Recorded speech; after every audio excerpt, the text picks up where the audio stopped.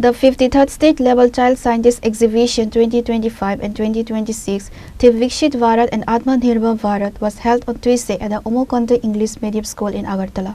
And Ms. Debarma, Minister for Science and Technology, Secretary of the Education Department and other high-ranking officials were also in attendance.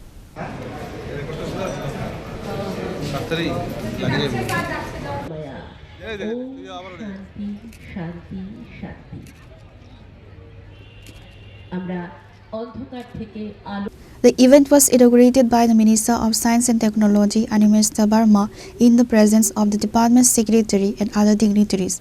A total of 40 models, with 5 models representing each of the state's 8 districts, participated in this 53rd State Level Science Exhibition. During the inaugural ceremony, Minister Ms. Debarma urged all participating students to plant at least 1 tree at their homes. আমার এখানে এসে আমার একটা অনুভূতি হলো যে শীতটা চলে গেছে এবং গ্রীষ্মকাল চলে এসছে। and I came, you see, only with shirt. আমি প্রথম দিকে সকালবেলায় ভাবছিলাম যে কোট টোট পরে যাব, যদি এখানে কোট পরে আসতাম আজকে কি অবস্থা হতো। So this is also another feel. এবং এই স্টুডেন্টদের প্রতিটি ডিস্ট্রিক্ট থেকে এখানে আনা হলো। I was just asking whether all these students are from English medium school or they are from Bengali medium school. আমাদের স্পেশাল সেক্রেটারি সাহেব বলছিলেন across Tripura from all mediums they have come to participate in this exhibition. আমার কাছে science exhibition, এই যে প্রদর্শনী, এই প্রদর্শনের একটা গুরুত্ব আছে।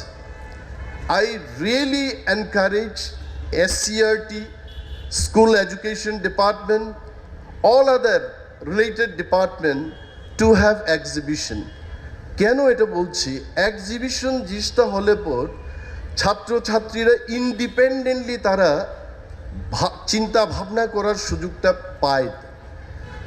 আপনারা যে ক্লাসরুমে তাদের পড়ান a+b² তখন স্টুডেন্টদের আর কোনো সুযোগ থাকে না।